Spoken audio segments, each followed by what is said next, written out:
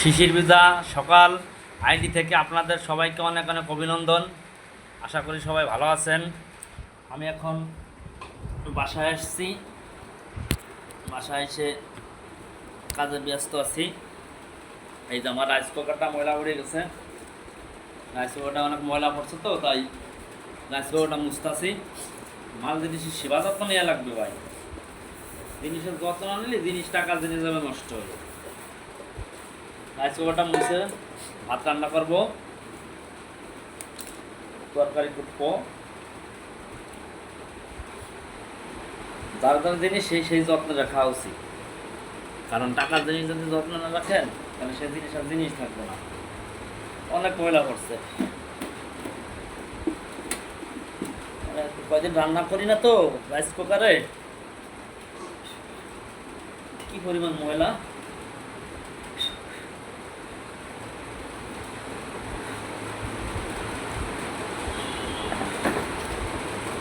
এখন ঢাকনাটা মুছি। যে কোনো জিনিসের যদি যত্ন না নেন সে জিনিস আর জিনিস থাকবে না।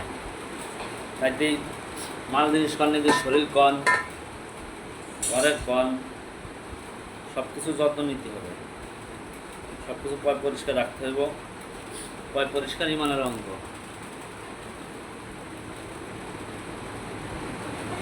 ভাই তরকারি কোটা হয়েছে? হ্যাঁ, মরিচ পেঁয়াজ করছো? ও, আমার এক ভাই তরকারি করতেছে, মরিচ পেঁয়াজ করতেছে। আমি এই যে রাইস কুকার মুছতেছি।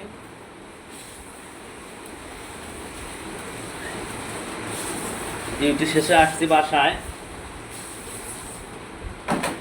এসে ডিউটি করে এসে ডিউটির চেয়ে কষ্ট হয় বেশি বাসায়। কাজে ব্যস্ত খাওয়া লাগে, রান্না করা লাগে, খাওয়া লাগে।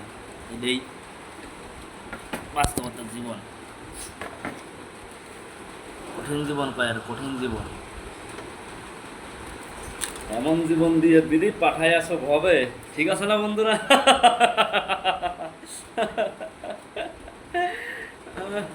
আমার কষ্ট দেখে কারোর কষ্ট লাগে না? কি কষ্ট করে বেলাটা, এটা তো কাজ করে দিয়ে আসি। হ্যাঁ, কি কষ্ট লাগে না কারো? আমার কষ্ট দেখে বেলাটা ডিউটি করে এসে এত কষ্ট করে কাজ করে, আমরা এত কষ্ট করে করে দিয়ে আসি। হ্যাঁ, রাইস কুকার মোছা শেষ, এখন সুন্দর মতো এখানে রেখে দিই।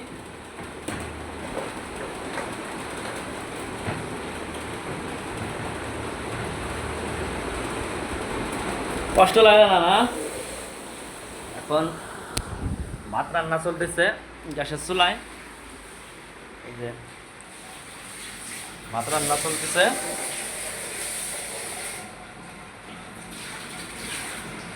শিং মাছ রান্না করবো আজকে, ফ্রিজ থেকে নিয়ে আসি।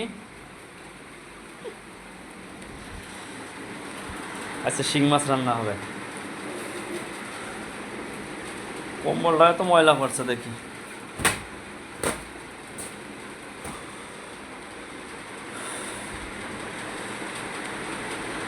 আচ্ছা, শ্রোতাবৃন্দ সবাই ভালো থাকবেন। আল্লাহ হাফেজ।